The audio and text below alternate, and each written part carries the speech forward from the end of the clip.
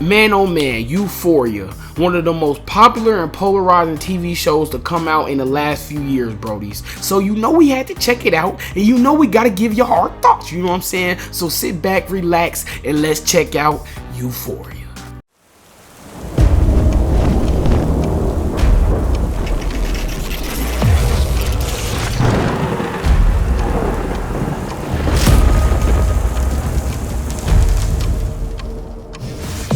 So Euphoria was an alright show, you know what I'm saying? It just had a lot of boring spots and moments to it. Am I right, Nick? Man, that show had too many like fantasy moments that just didn't work, and so it just, first off, half the scenes didn't even make sense to the overarching plot of the show. You know what I'm saying? But yes, half the scenes was boring, bro. Personally, I feel like half the episodes was very boring. You know what I'm saying? Because most of this show, like I said, it's a fantasy show. You know what I'm saying? So most of the plot lines don't drive the overall like story. Yeah. I was thinking about that when we was watching it. I'm like, bro, I feel like if you cut together all the scenes that actually progress the story, this could be condensed down to like 2 or 3 episodes. No, real talk. Like I mean, come on, like season. Like, let's be real. The most interesting storyline in the whole show of Euphoria was Fez and Ashtray. Fez and Ash, you know what I'm saying? For sure. You know what I'm saying? Fez and Ashtray, bro.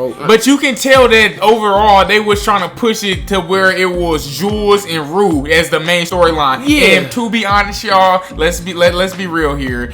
Jules and Rue, that shit was boring. That shit was boring. You know what I'm saying? I'm sorry, that shit was boring. Now maybe it wasn't for us. You know what I'm saying? But personally, that was boring. You know what I'm saying? Like Jules, like now we understand. We definitely went into this show subverting our expectations and stuff, because you know we like action stuff. We like all types of like movies, crazy like action, fast-paced stuff, right? You know what I'm saying? It don't even have to be super fast-paced as long as it's action and crazy stuff happening. But you know what I'm saying? We switched up the genre with this one. You know what I'm saying? So we have to subvert our expectations to know that okay, crazy stuff might not happen in this, but okay, we've watched teen dramas before. We love Degrassi. We love Degrassi. This was nowhere near the level of Degrassi. This was boring as hell. You know what I'm saying? And first off, you know what this show was, bro? This show was hella typical, bro. Yeah, most definitely. This show was typical, and like literally, it just felt generic, bro. Like the only real plot line, like yes, the plot, the part of Rue and Jules' love story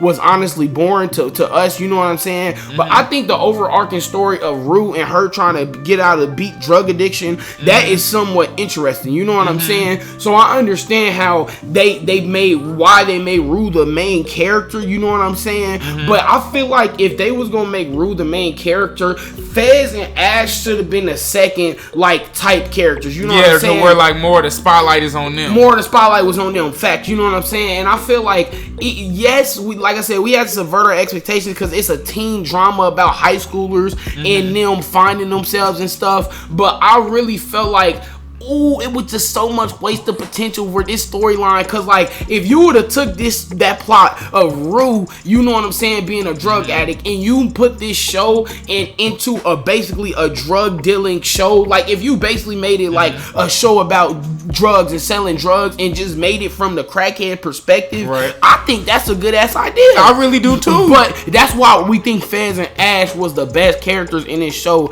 But no, they're not. You know what I mean? It's not like that, because you know what I'm saying. Right. The show is not about the drugs and stuff, you know what I'm saying? That plays an element, but the show is very far from that, you know what I'm saying? So that was definitely one of the elements that made this show boring for us, you know what I'm saying? But like we said, outside of that, keeping like a straight critic perspective, the storylines was boring, man. Go ahead, tell them about some of the characters and just how the overall arcing, like they just didn't make sense, you know what I'm saying? And it just didn't keep interest, bro. You had the Nate and Maddie storyline, like I would say the Nate, Maddie, and Cassie storyline. That was a cool storyline, but I mean, it really didn't go nowhere for real. I mean, yeah, you had, what was it, in episode 5 of season 1, like Bonnie and Clyde, to where Nate put his hands around old girl, yeah, you know what I'm saying? Yeah, no. Like, go. What did you gonna say? Oh, I was about to say, yeah, like that storyline with how they was doing Nate with the thing, that was interesting because it made sense. Like, he was trying to frame the crime and everything. Like, that was somewhat interesting. Like, it built suspense. It built suspense, but then in season 2, he didn't do nothing like that. He just literally turned into literally typical jock character, does asshole shit because that's what he's supposed to, a plot device. Like, nah, real talk, and come on now. Like, one thing that we did not like about this show for real is how in season 2 they gonna show, cause y'all know at the end of season 1 Mouse got killed, Fez and Ashtray supplier, right? So then they gotta go to a new supplier, right? That Rue eventually takes advantage of and try to get she tried to give her a $50,000 suitcase and she ended up giving her a $10,000 suitcase. Yeah. Rue then takes the drugs and tells her that she's gonna give her the money back soon, but we never see anything else transpire after Rue escapes from her house after she gives her that $2,000 without that jewelry on the table. Literally, Rue under a whole heap of plot armor escapes from the drug dealer house after she don't have the money for the goddamn drugs. What is this? Come on now. What's going on At first, we thought she was really gonna get sold. You know what I'm saying? She was really gonna get sold, but she somehow escaped out the house. Escaped out the house because the plot can't have Rue getting kidnapped. This show's not about that. That's what this I'm saying. show's about teen drama. That's and everything. What I'm saying.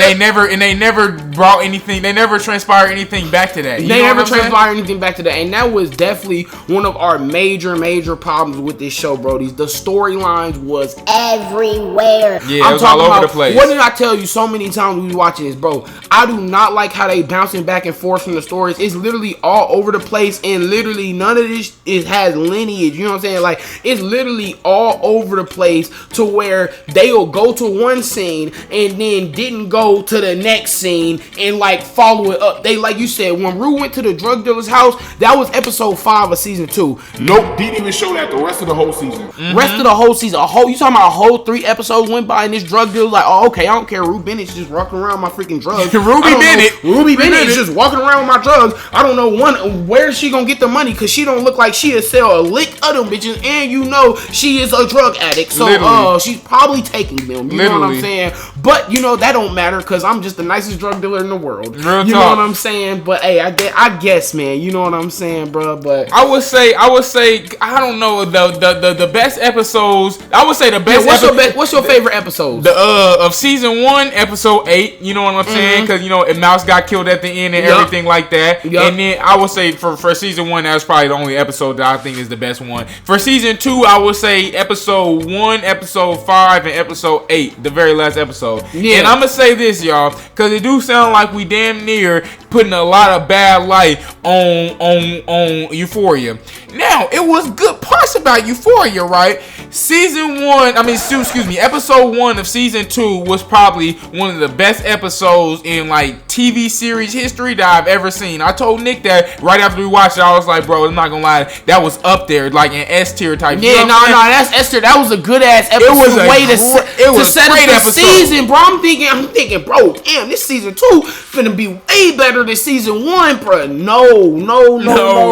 That was facade, bro. They said they pulled a fast one on us. They was like, major look for real, bro. That's why this show is super typical, mediocre, and just overall generic. You know what I'm saying? How they gonna have my boy Meech from BMF come in episode 1 of season 2 and then not show him again.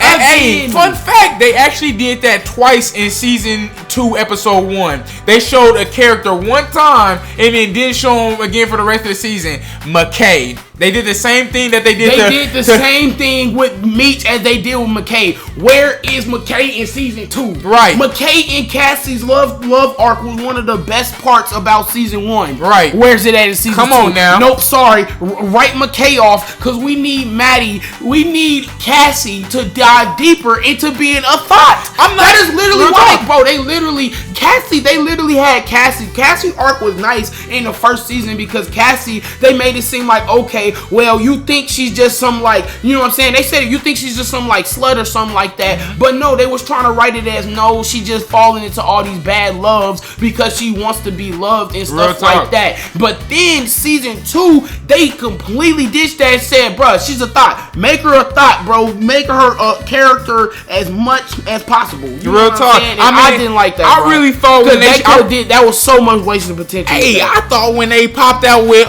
Meech, you feel me, aka Travis, I thought he was gonna have a love interest with Maddie. That's what I'm saying. Come on, bro. That was a great angle for the season. I swear to God. Like now, McKay messing with Cassie. Nate messing with McKay girl, and then McKay girl. No, excuse me. You know what I mean? Yeah, Travis. That's Meech's name. Yeah. Travis is messing with Maddie, and then Nate is messing with Cassie. Right. Like that is just like crazy. You know what I'm saying? Right. That's a good ass dynamic. Y'all could have still wrote McKay out, and it would have been cool. But where did Maddie's love interest go? Nope, disappeared. Maddie's love interest disappeared. Real talk. As soon as season 2, episode 1 ended, Maddie didn't have no other love interest. The only thing she's supposed to do is get mad at whatchamacallit, at Cassie the whole entire season. To where that's another thing. That was probably our second biggest problem with this. This show was definitely uneventful. You know what I'm saying? But it was a lot of episodes. Like episode 7 was the most uneventful. Oh my God, that was the worst episode. The worst episode. Episode 7 was the worst episode. Super in the uneventful. whole series.